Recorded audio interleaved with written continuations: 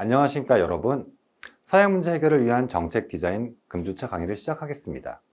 우리는 지난 시간에 걸쳐 문제 해결의 여정을 위한 중요한 증거들을 수집했습니다. 돋보기와 같이 질적 연구를 통해서 문제의 깊이를 파악했고, 지도와 같이 양적 연구를 통해 문제의 넓이를 확인했습니다. 이제 여러분의 손에는 문제에 대한 거의 모든 증거 자료가 준비된 것입니다. 그렇다면 이제 이 증거들을 바탕으로 해결책을 찾으면 되는 것일까요? 여기서 우리는 아주 중요한 질문을 던져야 됩니다. 만약 우리가 완벽한 해결책을 만들었는데 애초에 우리가 풀려던 문제가 틀린 문제였다면 어떻게 될까요? 한 오래된 건물에서 엘리베이터가 너무 느리다는 불만이 쏟아졌다고 상상해 봅시다. 이 문제에 대한 가장 정직한 해결책은 무엇일까요? 아마 수억 원을 들여 엘리베이터의 모터를 교체하고 속도를 높이는 것일 것입니다. 하지만 한 컨설턴트가 문제를 다르게 바라보았습니다.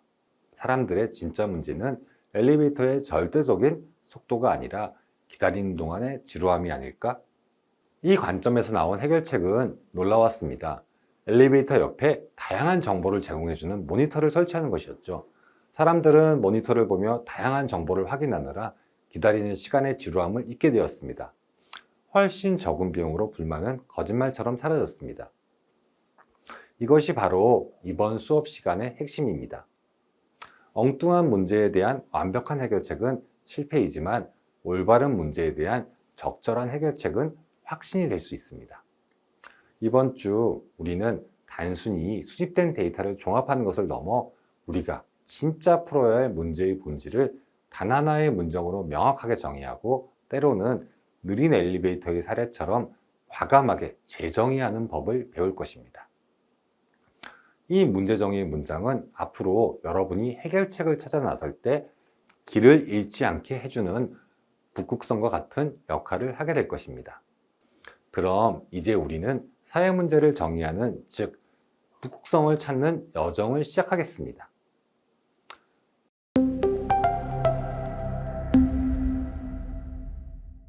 우리가 수집한 증거가 하나의 문제를 가리키더라도 그 문제가 틀린 문제일 수 있다고 말씀드렸습니다. 이것은 바로 수많은 정책 실패의 가장 큰 원인이 됩니다.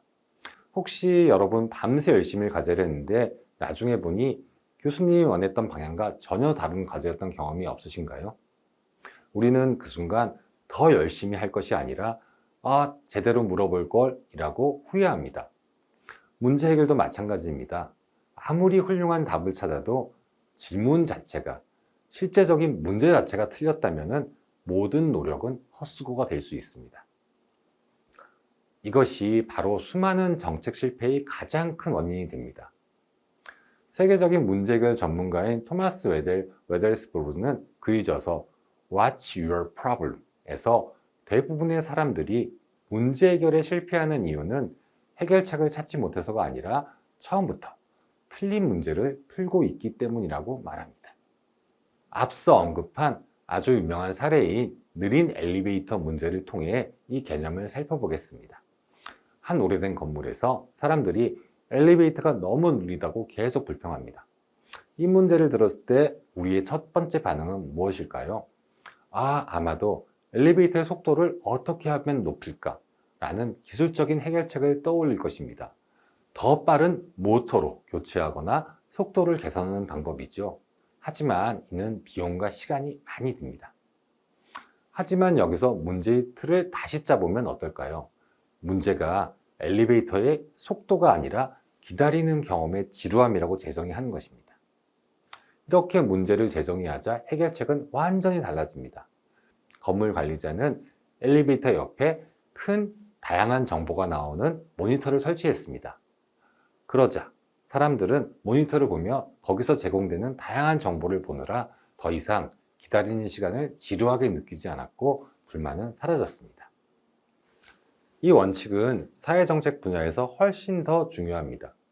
예를 들어 어떻게 하면 청소년 범죄를 줄일 수 있을까? 라고 문제를 정의하면 우리의 해결책은 자연스럽게 CCTV를 추가하면 되지 않을까? 순찰을 더 강화해야 되지 않을까? 처벌을 더 강화하면 되지 않을까 등 통제와 관리 중심으로 흐르게 됩니다. 하지만 문제를 어떻게 하면 청소년들이 범죄 유혹에 빠지기 쉬운 방과 후 오후 4시부터 10시까지 시간을 의미 있는 활동으로 채워줄 수 있을까라고 재정의하면 어떨까요? 문제의 관점이 바뀌자 해결책은 방과 후 스포츠 클럽의 활성화, 지역 청소년 센터 프로그램의 강화, 진로 멘토링의 연계 등 예방과 기회 제공이라는 완전히 새로운 차원으로 나아갑니다. 이 사례에서 보여주는 교훈은 명확합니다. 성급하게 해결책으로 뛰어들기 전에 우리가 지금 풀고 있는 문제가 과연 올바른 문제인가, 올바르게 정의된 문제인가를 먼저 의심하고 재정의하는 것이 훨씬 더 중요합니다. 더 나은 해결책을 찾는 것만큼이나 더 정확하게 문제를 정의하는 것 또한 중요합니다. 그렇다면 이 문제 재정의란 정확히 무엇일까요? 다음 슬라이드에서 그 기술에 대해서 알아보겠습니다.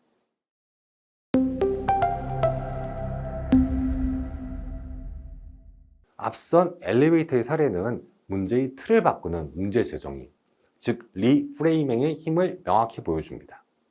문제 재정의란 문제에 대한 우리의 초기 과정을 의심하고 의도적으로 다른 관점에서 문제를 바라보며 문제의 틀 자체를 바꾸는 기술을 의미합니다. 그 목표는 더 나은 해결책을 찾는 것을 넘어 우리가 풀어야 할 더 나은 문제를 발견하는 것입니다. 그렇다면 우리는 어떻게 문제의 틀을 의도적으로 바꿀 수 있을까요? 웨델스브로그는 여러 가지 유용한 기법을 제시하는데 오늘 우리는 그중 가장 기본이 되는 두 가지를 살펴보겠습니다. 첫 번째 기법은 프레임 밖을 보기입니다. 우리는 종종 문제 그 자체에 너무 깊이 몰두한 나머지 그 주변에 중요한 맥락을 놓치곤 합니다. 이 기법은 우리가 지금 보지 못하고 있는 것은 무엇인가? 라고 질문하며 문제에 직접적으로 보이지 않는 외부 요인을 탐색하도록 돕습니다. 예를 들어 한 저소득층 아파트에서 수도관이 자꾸 터지고 고장이 난다는 문제가 끊이지 않았다고 해봅시다. 관리사무소의 프레임 안에서 보면 낡은 배관 교체, 수리공 추가 고용만이 해결책처럼 보입니다. 하지만 프레임 밖, 즉 주민들의 맥락을 살펴보니 최근 외국인들이 상당히 많이 이 아파트로 이주해 왔습니다. 따라서 이주해온 외국인 주민 상당수가 언어 문제로 수도시설 사용법이나 고장신고 절차를 제대로 알지 못하고 있다는 사실을 발견했습니다. 진짜 문제는 낡은 배관뿐이 아니라 정보의 부족이었던 것입니다. 이후 관리사무소는 수리 예산을 들리는 대신 여러 언어로 된 올바른 시설 사용법 안내문을 배포하고 그림으로 된 고장신고 시스템을 만들었습니다. 훨씬 적은 비용으로 문제의 발생률을 크게 낮출 수 있었습니다. 두 번째 기법은 목표 다시 생각하기입니다. 우리는 종종 주어진 목표를 당연하게 받아들이지만 때로는 그 목표 자체가 잘못 설정되어 있을 수 있습니다. 전 세계의 많은 공공도서관의 초기 목표는 연체된 책을 빨리 회수하는 것이었습니다. 이 목표 아래서 해결책은 연체료 인상, 대출 정지 등이었습니다. 하지만 한 사서가 근본적 질문을 던졌습니다. 우리 도서관의 궁극적 목표가 연체료 징수일까? 아니면 최대한 많은 시민이 책을 빌려가서 읽게 하는 것일까? 이렇게 목표를 재정의하자 기존의 연체료 정책이 오히려 저소득층 시민들이 발길을 끊어 궁극적인 목표를 방해하고 있다는 모순이 드러났습니다. 그 결과 지금은 수많은 공공도서관이 연체료 폐지라는 혁신적인 정책을 도입했습니다. 단기적인 책 횟수는 조금 늦어질지 몰라도 장기적으로는 더 많은 시민이 부담 없이 도서관을 찾게 되어 궁극적인 목표를 달성하게 된 것입니다. 이처럼 프레임 밖에서 보거나 목표 자체를 다시 생각하는 것만으로도 우리는 완전히 새로운 해결의 가능성을 열 수 있습니다. 이제 이렇게 재정의된 문제의 복잡한 구조를 한눈에 파악하는 데 도움을 주는 도구를 알아보겠습니다.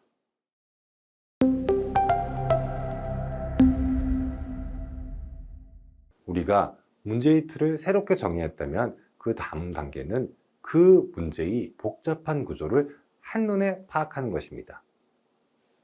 만약 간단한 통계 분석이 환자의 체온을 재는 것이라면 지금부터 우리가 배울 인과관계 지도를 그리는 것은 문제의 엑스레이나 MRI를 찍는 것 같습니다. 단순히 열이 난다는 증상을 아는 것을 넘어 어떤 장기들과 신경들이 서로 얽혀 이 문제를 만들어내는지 그 근본 구조를 파악하게 해주는 것입니다. 대부분의 사회 문제는 단 하나의 원인 때문에 발생하는 경우가 거의 없습니다. 여러 요인들이 서로 꼬리를 물고 영향을 미치며 하나의 거대한 시스템으로 존재합니다. 인과관계 지도는 바로 이 시스템의 작동 방식을 시각적으로 보여주는 지도입니다. 예를 들어 스트레스라는 개인적인 문제를 생각해 봅시다. 스트레스, 변수 A가 높아지면 수면의 질, 변수 B가 떨어집니다. 잠을 제대로 못 자면 그 다음날 업무 효율, 변수 C가 떨어지게 되죠.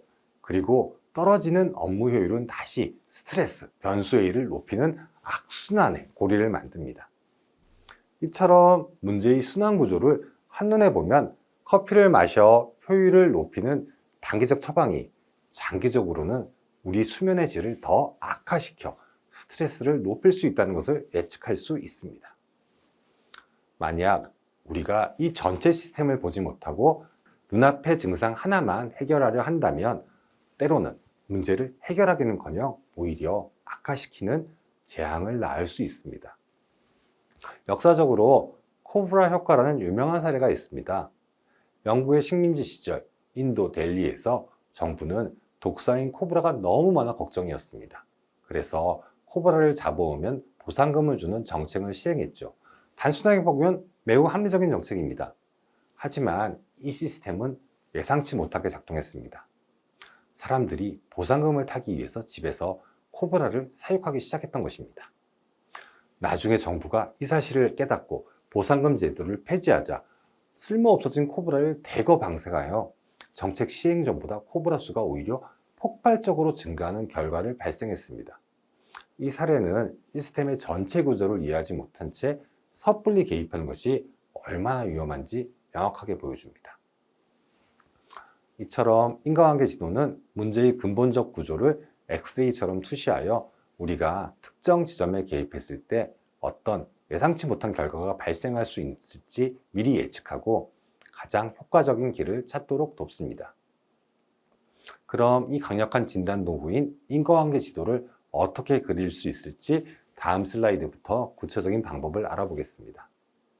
자, 그럼 이 인과관계 지도를 어떻게 그릴 수 있을지 그 첫 번째 단계를 시작하겠습니다. 지도를 그리기 위해서는 우리에게 필요한 기본 재료인 변수와 인과관계 화살표 두 가지가 있습니다. 먼저 변수란 시스템 안에서 시간이 지남에 따라 증가하거나 감소하는 모든 요인을 말합니다. 예를 들어 직원들의 작은 야근이라는 문제를 다룬다면 업무량, 스트레스, 업무 효율, 직원 만족도 같은 것들이 모두 변수가 될 수 있습니다. 다음으로 인과관계의 화살표는 이 변수들이 서로에게 어떻게 영향을 미치는지를 표시하는 연결선입니다. 화살표에는 두 종류가 있습니다. 첫째, 플러스 관계는 자동차의 가속 페달과 같습니다. 가속 페달을 더 밟으면 자동차의 속도가 올라가고 페달에서 발을 떼면 속도가 내려가는 것처럼 두 변수가 같은 방향으로 움직이는 관계입니다. 둘째, 마이너스 관계는 자동차의 브레이크 페달과 같습니다. 브레이크를 더 밟으면 자동차의 속도는 내려가고 브레이크에서 발을 떼면 속도가 올라갈 수 있는 것처럼 두 변수가 반대 방향으로 움직이는 관계입니다. 자, 그럼 직접 한번 그려보겠습니다. 직원들의 잦은 야근 문제를 중심에 놓고 시작해 보죠. 잦은 야근의 가장 직접적 원인은 무엇일까요? 어떤 변수가 증가하면 야근이 함께 늘어날까요? 바로 업무량일 것입니다. 이 업무량이 늘어나면 잦은 야근도 늘어납니다. 가속 페달처럼 같은 방향이니 플러스 관계로 연결합니다. 그렇다면 잦은 야근은 또 어떤 결과를 낳을까요? 한번 생각해 보시죠.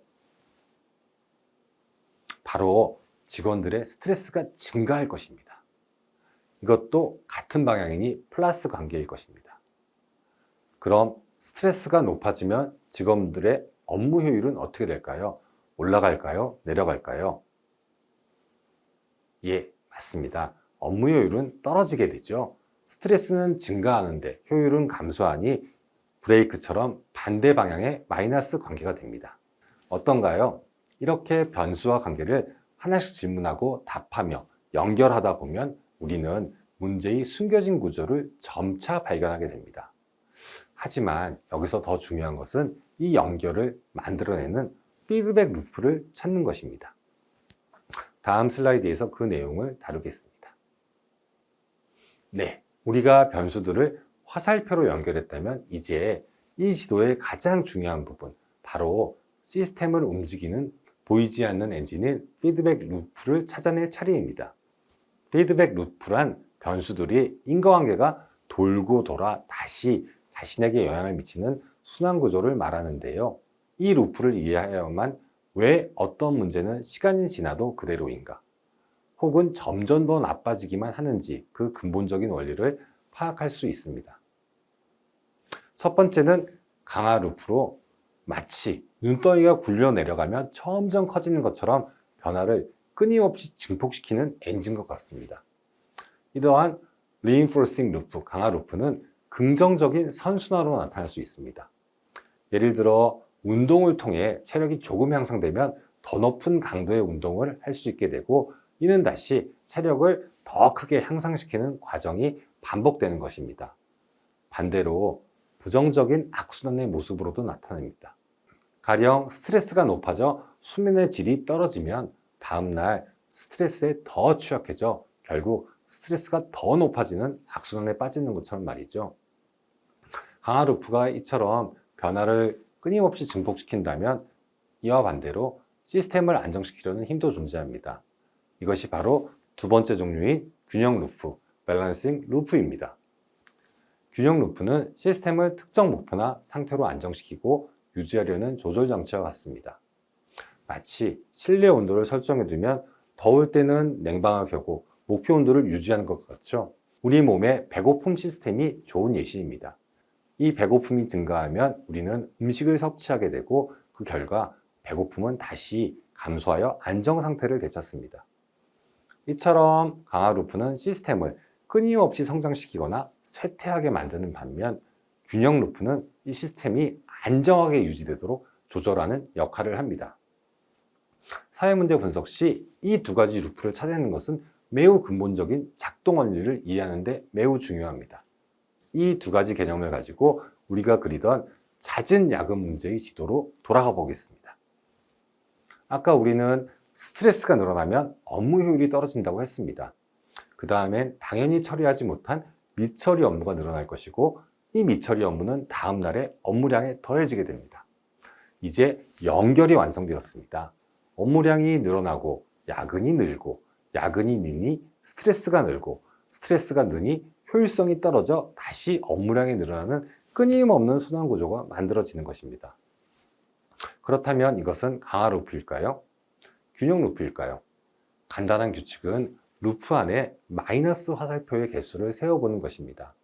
마이너스가 짝수개이면 강화 루프, 홀수개이면 균형 루프입니다. 이 루프에는 마이너스 관계가 두 개가 있으므로 시간이 지날수록 상황이 점점 나빠지는 전형적인 악순환, 즉 강화 루프라는 것을 알 수 있습니다. 이처럼 피드백 루프를 발견하면 우리는 문제의 근본적인 작동 원리를 이해하는 것을 넘어 이 악순환의 고리를 끊을 수 있는 가장 효과적인 지점이 어디인지를 찾을 수 있게 됩니다. 완성된 지도를 보면 우리는 여러 가지 개입 지점을 발견할 수 있습니다.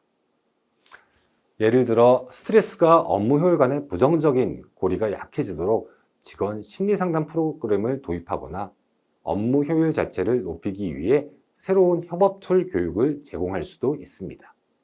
더 근본적으로는 애초에 업무량을 줄이기 위해 불필요한 보고 체계를 개선하는 방법도 생각해 볼 수 있습니다. 이처럼 인과관계 지도는 단순히 문제를 진단하는 것을 넘어 다양한 정책적 해결책을 발굴하는 아이디어 발상 도구로서의 역할까지 수행합니다. 네, 오늘은 우리가 해결하려는 문제가 처음부터 틀린 문제, 잘못 정의된 문제일 수 있다는 중요한 관점을 배웠습니다. 단순한 해결책을 찾기 전에 문제 재정의, 리프레이밍을 통해서 문제의 틀 자체를 바꾸고 더 나은, 더 정확히 문제를 발견하는 것이 얼마나 중요한지 확인했습니다. 또한 복잡하게 얽힌 문제의 구조를 한눈에 파악하기 위해 여러 변수들의 상호작용과 보이지 않는 엔진인 피드백 루프를 시각화하는 인과관계 지도 작성법의 기초를 다루었습니다. 이제 우리는 복잡한 구조를 파악하고 더 나은 관점에서 문제를 바라볼 준비를 마쳤습니다. 그렇다면 이렇게 재정의된 문제를 어떻게 하면 해결 가능한 과제로 바꿀 수 있을까요? 다음 강의에서는 재정의된 문제를 실행 가능한 기회로 바꾸는 How might we 질문과 우리 프로젝트의 명확한 북극성이 되어줄 문제 정의문 작성법에 대해 알아보겠습니다.